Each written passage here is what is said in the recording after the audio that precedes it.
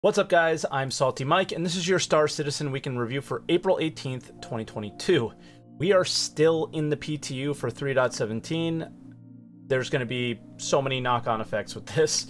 Squadron 42 is clearly taking over, and Star Citizen sells another spaceship.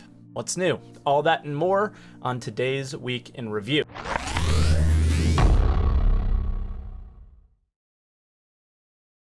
And as always, if this is your first week in review, this is where I take all of the official Star Citizen news and put it into one video and share my opinions with that as well. I also do live stream on twitch.tv/SaltEMike every day but Monday, so I can get this video out to you guys starting at 6:30 a.m. Eastern Time.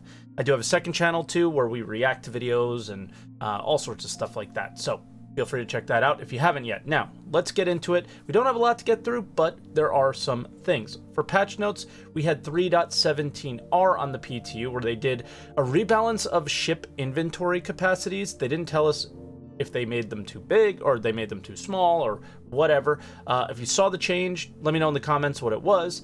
I haven't seen ship inventory because I haven't been able to put anything in my personal inventory yet. It just disappears.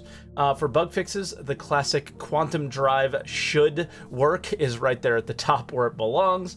Missiles should behave better when the server's overloaded, but that was immediately debunked in the comments. So that one didn't work either. More importantly, they will force to kick us out of deadlocked servers. Honestly, this is foreshadowing, I think, to the hell that will be the initial release with anything server meshing related at this point. So yeah, it's going to be a rough couple, probably the rest of the year, I would think. 3.17S went onto the PTU and they added a blinking light to mining gadgets. I think it was to like find them if you know, when a rock breaks or something like that, but it also blinks when you store it under your backpack, which is like kind of annoying and probably not intended. For bug fixing, the classic quantum drive still there, probably not fixed.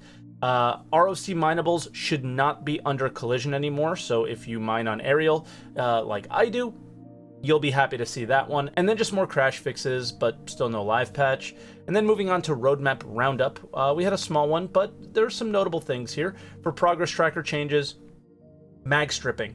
Because they want to focus on making the ammo we strip before they put in mag stripping, they decided to remove it from their schedule for right now. When I first saw this, I was bummed because I thought the feature wasn't a priority anymore. But it doesn't seem to be that case at all. They're just focusing on actual different ammo types first. Like, I thought this is one of the aspects of Tarkov that I actually enjoyed, even though it was kind of tedious. I find it to be realistic, and yeah, it was just one of the cool things about Tarkov. So like the intensity of having to strip ammo in a raid, maybe somebody's around the corner, you don't know, right? Seated item handling. This is an absolute must-have at this point. From weapons to food, we need to be able to interact with the hundreds of items that are already in game in all positions. I think a great example is like eating or drinking in a single seater. You don't want to have to get out an EVA for something so simple like that, right? Then we had Stanton fashion clothing. I don't really have a lot to add here. I'm sure someone cares about this, but I'm not one of those people. Mantle Tier 2, this is clearly a Squadron 42 priority that will improve the experience in Star Citizen as well. Yeah, just having a small number of things that we can climb up is just kind of silly, and they need to broaden that. I think a lot of games now allowed it on nearly every piece of collision of a certain height, so Star Citizen should aim for the same, and it looks like they're making their way towards that. Microtech Lagrange points is something I didn't realize. We don't have the L3, 4, and 5 for Microtech, I don't think, in Stanton, and yeah, it just sounds like they're rounding out the Stanton systems, and it's not that important of a task, but getting Stanton done is. So at this point, after that's done, it's just the Aaron Halo, and that should be Stanton.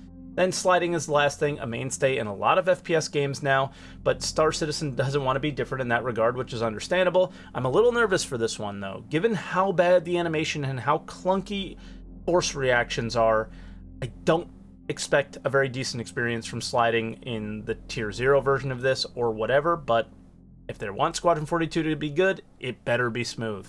Moving on to other updates, there was a fan film policy that came out today, or recently, I should say. CIG updated things that you need to have in the description and some rules about, funding and monetizing them. The main one that I think would affect a creator would be the paywalled one. If you guys are familiar with Patreon, a lot of creators on Patreon make exclusive videos for their supporters. You're not going to be able to do that with Star Citizen anymore, and yeah, I don't really kind of get this. I don't know Star Citizen like clamping down on its IP so much, like it's something so great and so special. Yeah, it's a weird thing to me, but at the same time, I think a lot of people thought it would affect creators like me who talk about news or guides, things like that. Has no effect on us at all, as long as we're not paywalling things, which none of us do anyway, as far as I'm aware. The MISC Expanse is a ship that was sold this week. I think a lot of you know I love mining ships, and this ship is clearly on my radar because it's a refining ship. It's $135 for new money and $150 if you use store credit. There's also a $9 blue skin. I think there are a ton of questions about how it works. Well, I know there are because there was a Q&A and there's a ton of questions about how it's supposed to work in there. They said nothing about that in the ship sale. Very vague, all those things. So very excited to see the Q&A next week, and hopefully we'll have a better idea on the ship's value then, because at the moment, I don't know what I'm buying. So I'm not buying anything until I know what I'm buying, right? Lore post was about the Senate.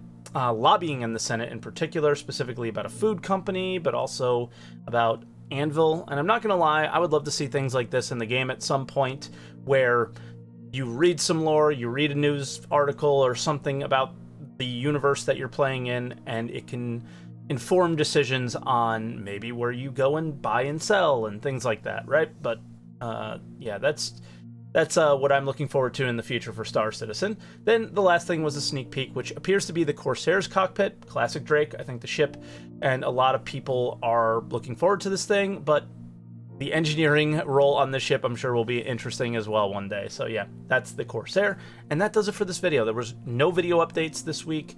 Jared's getting ready to move, all that stuff, so it's all going to be up in the air. Everything's going to be crazy right now, and yeah, so thank you for watching, guys. Make sure you like, subscribe for more weeks in review. Leave a comment down below on anything we discussed today.